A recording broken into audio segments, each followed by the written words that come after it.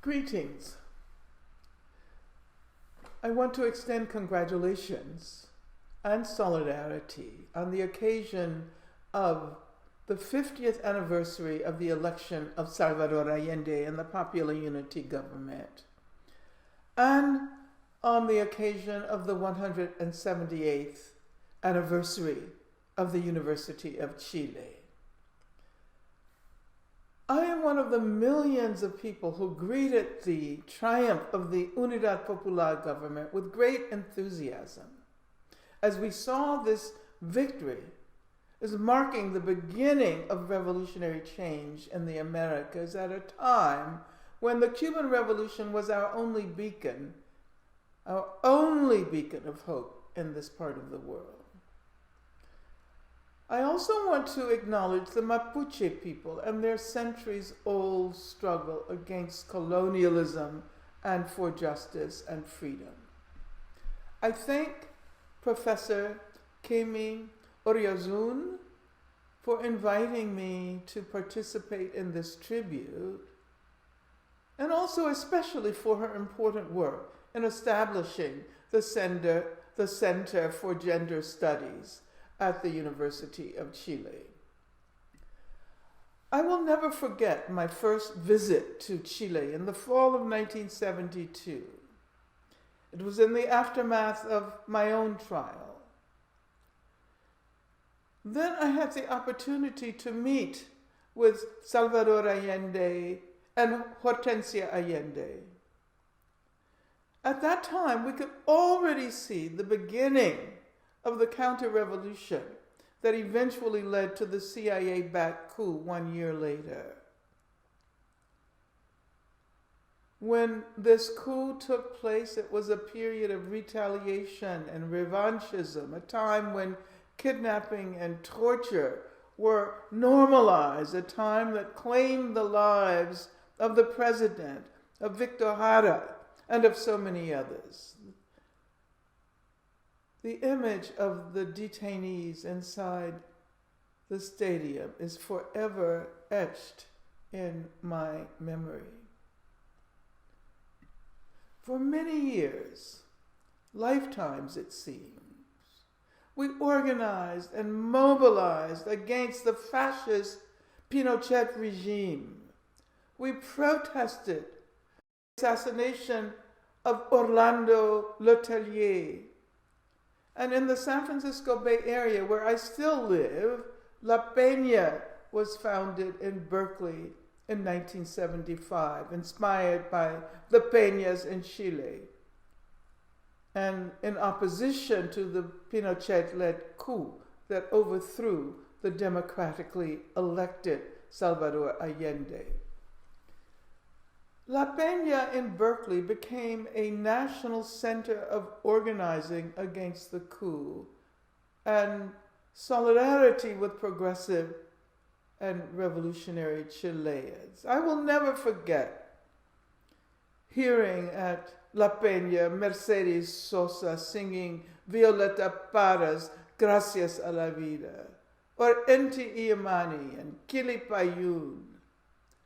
The legacy of Victor Jara, La Nueva Canción, and Chilean music culture in general gave us hope and courage, and continues to give us hope and courage, not only for the struggle for democracy in Chile, but for freedom and equality throughout the world. Then we all learned how to say, El pueblo unido jamás será vencido. I am deeply grateful for this opportunity to join you as you observe the 50th anniversary of Dr. Salvador Allende's election. Even as his government was overthrown, the Chilean resistance helped to generate movements for socialism and movements calling for the respect of human rights throughout the world. I see the anniversary of the founding of the University of Chile 178 years ago as integrally connected to the anniversary of Unidad Popular. Chilean university students and progressive faculty have played a major role in the ongoing campaigns to assure the future of democracy in Chile. When I think of the University of Chile, I remember that Chileans like Pablo Neruda, Victor Jara, Gabriela Mistral, Valoria Teitelbaum, Salvador Allende, Michelle Bachelet, and so many others attended or were affiliated with the University of Chile. My last visit to Chile, 44 years after the first visit, was in connection with the 10th Encuentro of the Hemispheric Institute organized by Professor Diana Taylor. I mention this visit because I was able to directly witness student activism. Students were on strike, and we saw their demonstrations in front of the downtown Santiago campus of the University of Chile. I also had the opportunity to meet with the Federation of Students of the University of Chile then. And with representatives, I met with representatives of feminist groups on the campus. We have been immensely inspired by the emergence of women's and feminist movements in Chile, which have taken the leadership against neoliberalism, racism, and heteropatriarchy. We know that Chile is one of the countries that leads the world in inequality, one of 30 countries whose income distribution is the most unfavorable for poor and working class people. Progressive people throughout the world have been inspired by recent struggles against this dangerous neoliberalism in Chile. And feminists are especially thankful for the leadership roles of women who insist that the struggle is not only for income equality, and it not only challenges the repression of the Mapuche people, but also says no to gender violence and harassment. We thus celebrate the May 18th feminist revolt and the October 19th rebellion. We know that this year, at the beginning of the COVID-19 pandemic, 2 million women marched on March 8th, International Women's Day, demanding an end to gender violence, which in fact is the most pandemic form of violence in the world. We know that feminism that is not narrowly focused on gender, but rather recognizes interconnections, interrelationalities, and intersectionalities in our research methodologies, but also in our organizing, is our best hope for an emancipatory future. The feminism the world needs is a feminism that stands up to challenge racism, a feminism that proclaims that Black lives do matter, and that Mapuche lives matter, and that workers' lives matter. A feminism that challenges global capitalism, racial capitalism. A feminism that proclaims that carceral methods are violent and can never fundamentally challenge gender violence.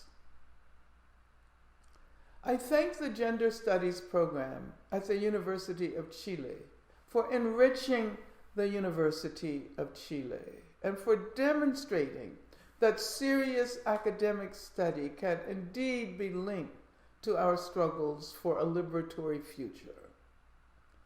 And so I thank you for launching the new free ebook collection on intersectional cultures, Lelikelen, which I understand means open eyes in the Mapuche language.